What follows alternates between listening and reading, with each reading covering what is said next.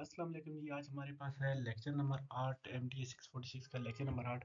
तो इसमें सबसे पहले हम इसके कुछ फार्मूले पढ़ेंगे और उसके बाद जो अभी तक हमने स्टडी की है उसकी एग्जाम्पल नंबर 1 को सॉल्व करेंगे। इस लेक्चर नंबर 8 और आने वाले तमाम लेक्चर में हमारे पास सारी एग्जाम्पल्स आने वाली है, ठीक है। उन एग्जाम्पल को देखेंगे और जो कंसेप्ट अभी तक आपके क्लियर नहीं हुई है वो आपके अब क्लियर हो जाएंगे। तो सबसे पहले चलते हैं, इसके फार्मूले देखते हैं जो कि हमारी इन एग्जाम्पल में यूज़ होने वाले हैं। तो इन फार्मूलों की अगर बात करें तो हमारे पास इसके लिए ये छः फार्मूले होंगे। फार्मूले तो ये तीन फार्मूले हैं, लेकिन इनसे पहले मैं आपको बता दूं कि अभी तक हमने जितनी भी चीज़ स्टडी की है वो हमने 2 डायमेंशन में की है। लेकिन अब यहाँ से हम 1 डायमेंशन स्टडी स्टार्ट करेंगे। अब यहाँ से हम 1 डायमेंशन में जाएंगे, क्योंकि हमारे पास जो 2 डायमेंशन है ना, 2 डायमेंशन में हमारे पास हम क्या करते थे कि हम एक उसके कोऑर्डिनेट्स लेते थे आई, जे और के। ये तीन कोऑर्डिनेट्स लेते थे जिनमें हमारे पास जो आई था वो हमारे पास एक्स एक्सिस होता था, वो जे हमारे पास वाई एक्सिस पे होता था और के हमारे पास टाइम कोऑर्डिनेट होता था। लेकिन अब यहाँ से हम क्या करने जा रहे हैं, अब हम यहाँ से जस्ट आई और जे की बात करेंगे। इनमें आई हमारे पास एक्स एक्सिस पे होगा, ठीक है, और जे हमारे पास टाइम कोऑर्डिनेट होगा। अब तो जब एक ही एक्सिस की बात करेंगे तो ये हमारे पास इसलिए सिंगल कोऑर्डिनेट होंगे। डबल कोऑर्डिनेट्स भी में ये क्वेश्चन होते हैं लेकिन वो ज़्यादा कम्प्लेक्स हो जाते हैं, इसलिए फिलहाल हम जस्ट इनको सिंगल डायमेंशन में बात करेंगे। तो अगर सिंगल डायमेंशन में बात करें तो हमारे पास ये पहले ये तीन फार्मूले हैं, उसके आगे मजीद तीन फार्मूले हैं। इन फार्मूले में देखें, सबसे पहले हमारे पास है फॉरवर्ड डिफरेंस का फार्मूला। फॉरवर्ड डिफरेंस का ये वाला फार्मूला है हमारे पास। ये फार्मूला हम देखें, ये हमारे पास है partial u by partial x i comma j. I हमारे पास एक्स कोऑर्डिनेट है और जे हमारे पास टाइम कोऑर्डिनेट है, तो ये चीज़ आपने याद रखनी है।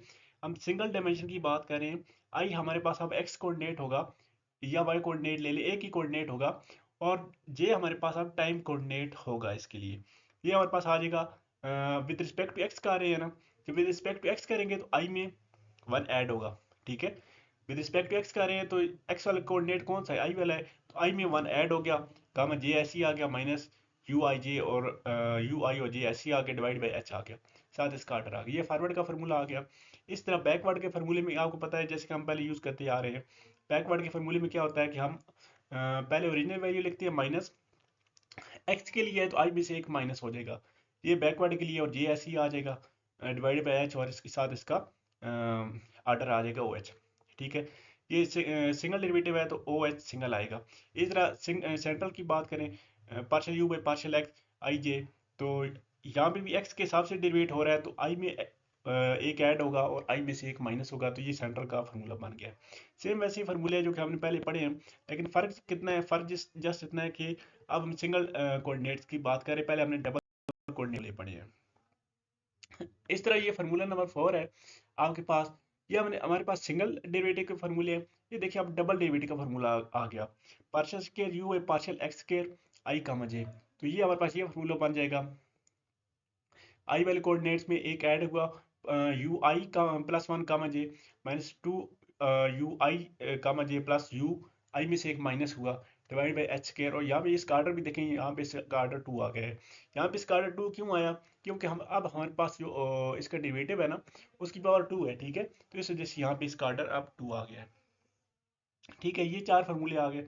इस तरह ये अभी तक जो हमने ये चारों फार्मूले पढ़े हैं विद रिस्पेक्ट टू एक्स, हम इसको डेरिवेट कर रहे थे, लेकिन हमारे पास इसका सेकंड कोऑर्डिनेट जे भी है जिसको हमने टी कोऑर्डिनेट बोला हुआ है, तो उसके हवाले से भी अब नेक्स्ट फार्मूले देखने हैं। उसके हवाले से नेक्स्ट ये वाले चार फार्मूले हैं, ठीक है। सेम वैसे ही फार्मूले हैं। अब देखें partial u by partial T, अब पहले एक्स के हिसाब से हो रहा था, अब टी के हिसाब से हो रहा है। तो अब देखें अब जे में 1 ऐड हो रहा है, आई ऐसे ही आ गया, जे में 1 ऐड हो रहा है माइनस सेम वैसे ही आ गया, और यहाँ पे इसका आर्डर आ गया, ठीक है। एक दफा डेरिवेटिव है तो इसका आर्डर 1 आएगा, ठीक है। डिवाइड बाय के किया ना, पहले यहाँ पे एच था तो यहाँ एच लिखते थे, अब के लिखा तो यहाँ पे के को कर दिए, ठीक है। ये फॉरवर्ड का आ गया, इस तरह ये बैकवर्ड का आ गया, और सेम ऐसे ही आपके पास सेंट्रल का आ गया फर्स्ट डेरिवेटिव। अब सेकंड डेरिवेटिव की बात करें विद रिस्पेक्ट टू टी, तो सेम वैसे ही डेरिवेटिव है, इसकी पावर यहाँ पे 2 आ गई है। ठीक है, सेम वैसी फार्मूला है जो कि हमने पहले पढ़ा है विद रिस्पेक्ट टू एक्स के डेरिवेटिव के लिए। तो सेम वही फार्मूले हैं, जस्ट यहाँ पे विद रिस्पेक्ट टू टी का लिया है। तो ये जो 8 फार्मूले हैं बहुत ज़्यादा इंपॉर्टेंट फार्मूले हैं, यही सारे आगे यूज़ हो रहे हैं आगे सारे एग्जांपल्स में। तो इनको आप अपने पास नोट भी कर लें और याद भी कर लें इनको। नेक्स्ट अगर बात करें एग्जांपल नंबर 1 की, तो एग्जांपल नंबर 1 में देखें हमारे पास क्या चीज़ है। हमें ये कहता है कि आप फाइंड न्यूमेरिकल सॉल्यूशन। देखिए न्यूमेरिकल सॉल्यूशन हमने फाइंड करना है हीट इक्वेशन का। हीट इक्वेशन हमने लेक्चर नंबर 2 में पढ़ी थी। हीट इक्वेशन का हमने जस्ट फार्मूला पढ़ा था, तो वही फार्मूला यहाँ पे यूज होना है और वो फार्मूला इसने क्वेश्चन में दे दिया। ये देखें कि हमारे पास हीट इक्वेशन का ये वाला फार्मूला होता है और ये इसने क्वेश्चन में दे भी दिया है। ठीक है, हीट इक्वेशन का न्यूमेरिकल सॉल्यूशन हमने फाइंड करना है फॉरवर्ड डिफरेंस मेथड यूज करते हुए। ठीक है, जैसे इतना क्वेश्चन है, फॉरवर्ड डिफरेंस मेथड को यूज करते हुए हीट इक्वेशन का न्यूमेरिकल सॉल्यूशन आपने फाइंड करना है। ठीक है, ये आपके पास हीट इक्वेशन आ गई, ये एच की वैल्यू के मैंने 0.25 और ये इसकी लिमिट आ गई है। लिमिट में आप देखें यू, लिमिट कैसे दी गई है, लिमिट को मैं थोड़ा सा आपको डिफाइन कर दूं ताकि आपको ये चीज समझ आ जाए। लिमिट आपके पास है यू 0, तो जीरो यहाँ पे क्या चीज है, जीरो यहाँ पे एक्स कोऑर्डिनेट है और टी आपके पास सेकंड कोऑर्डिनेट जिसको हमें जे बोलते हैं। ठीक है, सेकंड कोऑर्डिनेट आपके पास टी है, ये एक वेरिएबल है, और फर्स्ट कोऑर्डिनेट आपके पास एक्स जो है वो 0 से लेके 1 तक है। इसकी लोअर लिमिट 0 है और अपर लिमिट 1 है। तो लोअर लिमिट की भी पे इसकी वैल्यू 0 हो जानी है और एंड लिमिट भी इसकी वैल्यू 0 हो जानी है। अगर ग्राफिकल बात करें तो अगर ये आपके पास ये एक्स कोऑर्डिनेट है और यहाँ पे आपके पास ये 0 है। ठीक है, यहाँ पे कुछ भी कर लें, 0.25 कर लें, यहाँ पे 0.5 कर लें, इस तरह ये चलते चलते यहाँ पे अगर 1 है। ठीक है, इस जगह पे भी इसकी वैल्यू 0 है और इस जगह भी इसकी वैल्यू 0 है। दरमियान में कुछ भी हो सकती है, लेकिन यहाँ पे स्टार्टिंग में और एंडिंग में दोनों जगह इसकी वैल्यू 0 है। यहाँ पे ये चीज़ यहाँ पे ये लिखी हुई है। ठीक है, और दरमियान में इसकी वैल्यू फाइंड करने के लिए हम ये वाला फार्मूला यूज करेंगे, यू एक्स का 0 आपके पास आ जाएगा साइन पाई एक्स, और इसका एग्जैक्ट सॉल्यूशन गिवन है। एग्जैक्ट सॉल्यूशन का इस क्वेश्चन में तो कोई काम नहीं है, लेकिन आने वाले क्वेश्चन में ये भी यूज होंगे, फिर हम इनके साथ कंपैरिजन करेंगे। लेकिन उसको फिलहाल आप छोड़ दें, फिलहाल आप यही समझें कि हम न्यूमेरिकल सॉल्यूशन कैसे फाइंड करेंगे फॉरवर्ड डिफरेंस का यूजिंग दिस इक्वेशन। तो चले इसके सॉल्यूशन की तरफ चलते हैं। हमने क्या किया, use forward difference approximation for partial u by partial D, और हमने क्या किया, हमने अपनी हीट इक्वेशन लिख ली जो कि हमने क्वेश्चन में हमारे पास गिवन भी है। वैसे ही हमें ये याद भी होनी चाहिए पेपर के हवाले से। और हमने डेल्टा टी को अप्रोच करा दिया के की तरफ और डेल्टा एक्स को अप्रोच करा दिया एक्स की तरफ। तो अब हमारे पास partial u by partial t, ये हमने अभी जो ऊपर फार्मूले पढ़े हैं partial u by partial t का, हमने ये वाला फार्मूला पढ़ा था, तो सेम वही फार्मूला हमने यहाँ पे लिख दिया। ठीक है, इज इक्वल टू साइन के बाद अल्फा स्क्वायर था, अल्फा स्क्वायर ऐसे ही आ गया, partial square you by partial x square जो कि ऊपर अभी हमने फार्मूला पढ़ा है। ठीक है, मैं आपको वंस अगेन दिखा देता हूँ। ये देखिए partial square x by partial square T, ये वाला फार्मूला था, तो ये वाला फार्मूला यहाँ पे हमने कर दिया है। हमने किया क्या क्या काम है कि partial u by partial T की ये वैल्यू यहाँ पे पुट कर दी है और partial square you by partial x square की ये वैल्यू यहाँ पे पुट कर दी है। बस इतना काम किया है, कोई मजीद इतनी लंबी चढ़ी इसमें खिचड़ी नहीं है, जस्ट इतना ही काम है यहाँ पे। ठीक है, अच्छा नेक्स्ट स्टेप में इसने क्या किया, अगर आपको यहाँ तक समझ आ गया तो नेक्स्ट स्टेप देखें। यहाँ पे देखिए लेफ्ट हैंड साइड पे यहाँ के डिवाइड हो रहा है ना, तो राइट हैंड साइड पे जाके के मल्टीप्लाई हो गया है, अल्फा स्क्वायर के साथ के मल्टीप्लाई हो गया है। डिवाइड बाई एच स्क्वायर ये वाला था, ये हमने कॉमन लेके पहले लिख दिया है। ठीक है, अभी इस टर्म को ना देखें, यहाँ में देखें अल्फा स्क्वायर के साथ ये वाला के जाके मल्टीप्लाई हो गया है और डिवाइड बाई एच स्क्वायर है, बाकी ये टर्म ऐसी ही आ गई है। अब यहाँ पे ये दोनों टर्म रह गई हैं, तो इस टर्म को यहाँ पे ये नेगेटिव साइन के साथ है तो दूसरी साइड पे जाके ये पॉजिटिव साइन के साथ हो जाएगी और ये टर्म आ गई है। ठीक है, बाकी ये वाली टर्म ऐसी आ गई है। ठीक है, तो इसको एक दफ़ा खुद से भी कोशिश कीजिएगा, बहुत ही से स्टेप है, कोई मुश्किल नहीं है। ठीक है, नेक्स्ट हमने क्या किया है, पार्शियल अल्फा स्क्वायर के डिवाइडेड बाय एच स्क्वायर, इसको हमने लैम्डा के इक्वल ले लिया। ठीक है, जैसे ही इसको लैम्डा के इक्वल लिया तो हमारी ये वाली जो इक्वेशन थी, ये सारी इक्वेशन हमारे पास ये वाली इक्वेशन बन गई है। ठीक है, अब इस इक्वेशन को बनने के बाद इसको थोड़ा सा मजीद सिंप्लीफाई कर ले, ये टर्म तो ऐसे ही आ गई है। अब इसको लैम्डा को अंदर मल्टीप्लाई किया तो ये सारी टर्म ऐसी ही आ गई है। ठीक है, अब नेक्स्ट देखें, ये वाली टर्म यू आई कामा जे, और ये वाली term third term you I comma जे, इन दोनों टर्म से हम यू आई कामा जे को कॉमन ले सकते हैं। तो इनको कॉमन ले लिया, ये देखें, और यहाँ पे आपके पास अंदर आ गया 1 माइनस 2 लैम्डा। ये वाली टर्म आपके पास यहाँ पे आ गई और ये वाली टर्म आपके पास यहाँ पे आ गई है। ठीक है, आपके पास इक्वेशन नंबर ए बन गई है। इक्वेशन नंबर ए अगर आपके पास बन गई तो आपका आधा क्वेश्चन जो है वो यहाँ तक सॉल्व हो चुका है। अब इक्वेशन नंबर ए में आपके पास एक टर्म लैम्डा इस्तेमाल हो रही है, तो उस लैम्डा की वैल्यू यहाँ देखेंगे कि लैम्डा की वैल्यू कितनी आती है। तो लैम्डा की वैल्यू हमारे पास क्या थी, अल्फा स्क्वायर के बाई एच स्क्वायर। ठीक है, यहाँ पे देखें हमने यही सपोज किया था ना, यहाँ पे देखें लैम्डा इज इक्वल टू के alpha square divided by H square, तो वो हमने लिख दिया और यहाँ से इसकी वैल्यू फाइंड करेंगे। अब यहाँ पे आपने देखना है कि alpha square is equal to 1 हमने लिया है। ये क्यों लिया है, अगर अल्फा की वैल्यू आपके पास क्वेश्चन में गिवन हो तो आपने वो वाली लेनी है, अगर गिवन नहीं है तो अल्फा स्क्वायर को आपने इक्वल 1 की ही लेना है। ठीक है, और एच की वैल्यू क्वेश्चन में गिवन है 0.25, और के की वैल्यू हमने सपोज कर ली है 0.0625। ये हमने क्यों सपोज की है, क्योंकि हम यहाँ पे इस लैम्डा की वैल्यू 1 बनाना चाहते हैं। ठीक है, ये 1 क्यों बनाना चाहते हैं, ताकि हमारे क्वेश्चन में आसानी हो। ठीक है, अगर के की वैल्यू गिवन है क्वेश्चन में, हमने वो वाली यूज करनी है। अदरवाइज हमने के की वैल्यू ऐसे सपोज करनी है कि हमारे पास ये लैम्डा की वैल्यू 1 आ जाए। के की ये वाली वैल्यू सपोज की है और लैम्डा की ये वाली कैलकुलेशन करने के बाद लैम्डा की वैल्यू आपके पास 1 आ गई है। अच्छा, लैम्डा की वैल्यू आपके पास ये देखिए यहाँ पे 1 आ गई है। अब इस लैम्डा की वैल्यू आप पुट करें इक्वेशन नंबर ए आपके पास जो आई थी, ये आपके पास इक्वेशन नंबर ए है। इसमें देखिए लैम्डा की वैल्यू जैसे पुट करेंगे 1, तो यहाँ पे देखिए यहाँ पे 1 हो जाना है।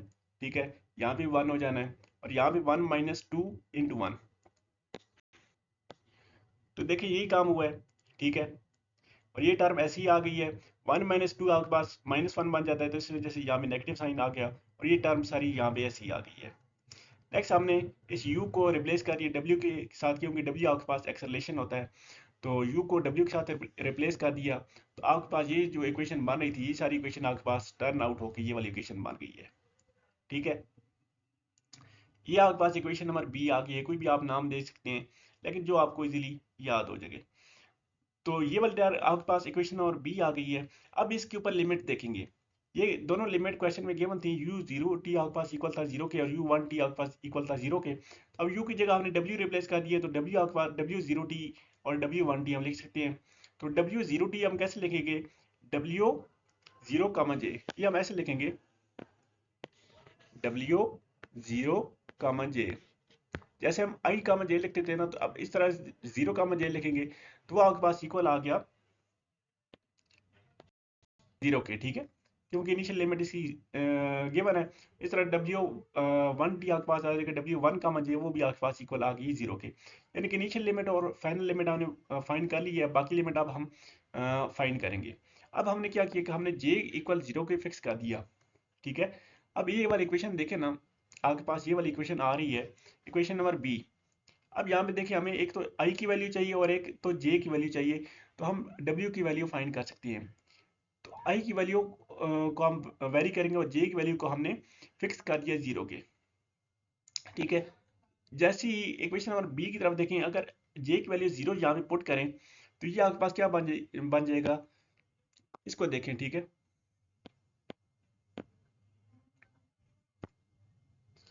w इक्वल 0 पुट करें, सॉरी जे इक्वल 0 पुट करें, जे जब इक्वल 0 पुट करेंगे, तो आप ये वाली टर्म देखें कि आपके पास क्या बन जाएगी, डब्ल्यू आई कामा जे की जगह 0 और 1 ऐसे ही आ गया। ठीक है, डब्ल्यू आई कामा 1 आ जाएगा। तो यहाँ पे देखें हमारे पास जब j इक्वल 0 के हमने पुट किया, तो डब्ल्यू 1 कामा 1 आ गया। ठीक है, अब 1 कामा 1 कैसे आया, आई की वैल्यू कैसे हमने ली, आई की वैल्यू मैं आपको आगे बताता हूँ। लेकिन फिलहाल आप j की वैल्यू को समझिए कि j की वैल्यू हमारे पास यहाँ पे 1 कैसे आई है। जैसे ही यहाँ पे j की वैल्यू 1 पुट की 0 पुट की है ना, j को हमने 0 फिक्स किया है, तो इस 1 की वजह से यहाँ पे हमारे पास j की वैल्यू की जगह 1 आ गया है। ठीक है, अब अब ये वाली जो इक्वेशन है, इक्वेशन ये हमने जो लिखी है, ये सारी इक्वेशन नंबर बी में जे की वैल्यू 0 पुट की है। ठीक है, जे की वैल्यू जैसे ही आप 0 पुट करेंगे और आई की वैल्यू आप फिलहाल आप 1 पुट करेंगे, आई की वैल्यू अभी 1 पुट करेंगे, फिर बाद में 2 पुट करेंगे, फिर बाद में 3 पुट करेंगे। इस तरह से आई की मुख्तलिफ वैल्यूज यूज करेंगे। ठीक है, आई की वैल्यू 1 पुट की है और जे की वैल्यू हमने ये 0 पुट की है। आप देखें यहाँ पे आई की वैल्यू 1 पुट करें तो आई की वैल्यू यहाँ पे अगर 1 पुट करें तो ये डब्ल्यू 0 बन जाएगा और जे की वैल्यू 0 पुट करें तो 0 बन जाएगा। डब्ल्यू 0 0 आ गया, ये माइनस साइन, ये वाला माइनस साइन। आई की वैल्यू 0 और जे की वैल्यू 0 पुट करें, सॉरी आई की वैल्यू 1 पुट करनी है, आई की वैल्यू 1 पुट करें और जे की वैल्यू 0 पुट करें तो डब्ल्यू 1 0। इस तरह आई की वैल्यू 1 और जे की वैल्यू 0 पुट करें तो डब्ल्यू 2 0। तो इक्वेशन नंबर बी ये वाली जो थी हमारे पास, ये सारी टर्न आउट होके आई की वैल्यू 1 और जे की वैल्यू 0 पुट करके ये वाली इक्वेशन बन गई है। ठीक है, डब्ल्यू 0 0, डब्ल्यू 0 0 ये इनिशियल पॉइंट हमें पता है इक्वल आगे 0 के, तो इसकी जगह हमने 0 लिख लिया। ठीक है, बाकी डब्ल्यू 1 0 और डब्ल्यू 2 0 के लिए हम वैल्यू निकालेंगे। हमें क्वेश्चन में गिवन था साइन साइन एक्स पाई। ठीक है, तो साइन एक्स की वैल्यू यहाँ पे पुट करेंगे। ठीक है, एक्स की वैल्यू कैसे पुट करनी है, एक्स वैल्यू देखें आपके पास एक्स कोऑर्डिनेट है ये वाला। ठीक है, ये वाला आपके पास एक्स कोऑर्डिनेट है, ये इसकी इनिशियल वैल्यू 0, फाइनल वैल्यू भी यहाँ पे इसकी 0 0 हो रही है। ठीक है, दरमियान में एच की वैल्यू आपके पास कितनी है 0.25, तो 0 में 0.25 ऐड करें तो 0.25 ये वाला आ जाएगा। देन अगेन 0.25 ऐड करें तो 0.5 आ जाएगा। अगेन 0.5 ऐड 25 ऐड करें तो 0.75 आ जाएगा। तो इस तरह से ये वैल्यू हमने निकाली है, यानी कि हमारे पास एक्स नॉट इक्वल आ गया 0 के, ये वाला x1 आपके पास इक्वल आ गया 0.25 के। इस तरह से ये वाला x2 आपके पास आ गया इक्वल 0.5 के, ये वाला x3 आपके पास इक्वल आ गया 0.75 के, और x4 यानी कि आपका लास्ट पॉइंट आपके पास xn भी इसको आप बोल सकते हैं, ये आपके पास आ गया 0 के, क्योंकि ये हमें पता है 0 की इक्वल है। ठीक है, ये वाली वैल्यू, अब यहाँ से ये वाली वैल्यू लेंगे। अब यहाँ में देखें 1 है ना, तो 1 की जगह आप 0.2 लिखेंगे, 2 है तो 2 की जगह 0.5 लिखेंगे।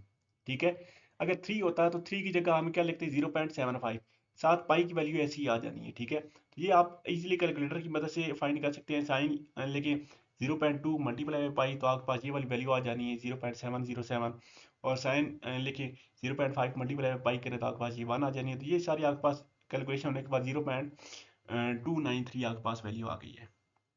अब यहाँ तक हमने क्या किया था कि जे की वैल्यू को 0 लिया था और आई की वैल्यू को 1 लिया था। अब आई की वैल्यू को 2 लेंगे। ठीक है, अब आई की वैल्यू 2 ली और जे की वैल्यू अभी तक हमने फिक्स की हुई है 0 की। ठीक है, आई की वैल्यू 2 लेने से हमारे पास क्या बन गया, इक्वेशन नंबर बी हमारे पास क्या बनेगी, आई की वैल्यू 2 ली है। इक्वेशन नंबर बी देखें, equation number B, equation number B में अब हमने क्या करना है कि आई की वैल्यू हमने पुट करनी है 2 के और जे की वैल्यू हमने पुट करनी है 0 के। तो ये वाली हमारे पास क्या बन जाएगी, डब्ल्यू आई की वैल्यू आपके पास आ गई 2 और जे की वैल्यू जैसे 0 पुट की तो 1 आ गई। डब्ल्यू 2 1 आपके पास इक्वल आ जाएगी लेफ्ट हैंड साइड पे। यहाँ पे ये वाली टर्म क्या बनेगी, आई की वैल्यू आप 2 पुट करेंगे और जे की वैल्यू आप 1 पुट करेंगे, तो ये आपके पास बनेगी डब्ल्यू आई की वैल्यू 2 2 माइनस 1 1 कामा जे की वैल्यू 0 0 माइनस ये second term minus W I की वैल्यू आप पुट करेंगे 2 और जे की वैल्यू आप 0 पुट करेंगे 2 कामा 0। ठीक है, प्लस ये थर्ड टर्म क्या बनेगी, आई की वैल्यू पुट करेंगे 2 और 2 प्लस 1 3 कामा जे की वैल्यू आप 0 पुट करेंगे तो 3 0 हो जाएगा।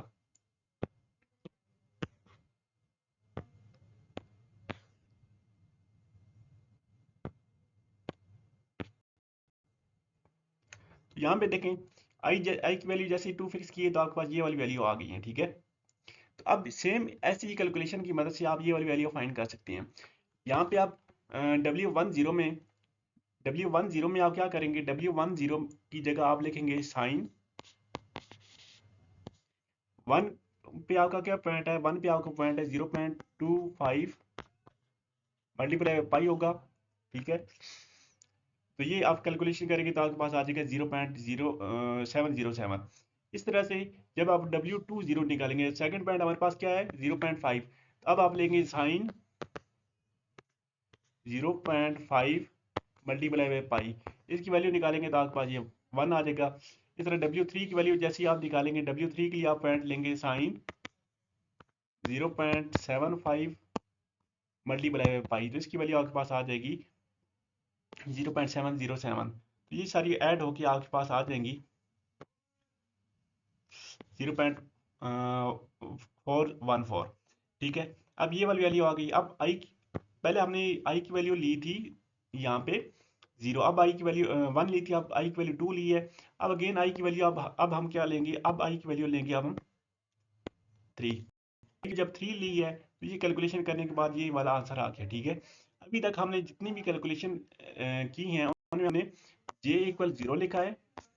ठीक है, आई की वैल्यू वन, टू और थ्री यूज की है। ठीक है, यहां तक हमारी कैलकुलेशन हो गई है। आई की वैल्यू को हमने वन, टू और थ्री तक ही वेरी करना था।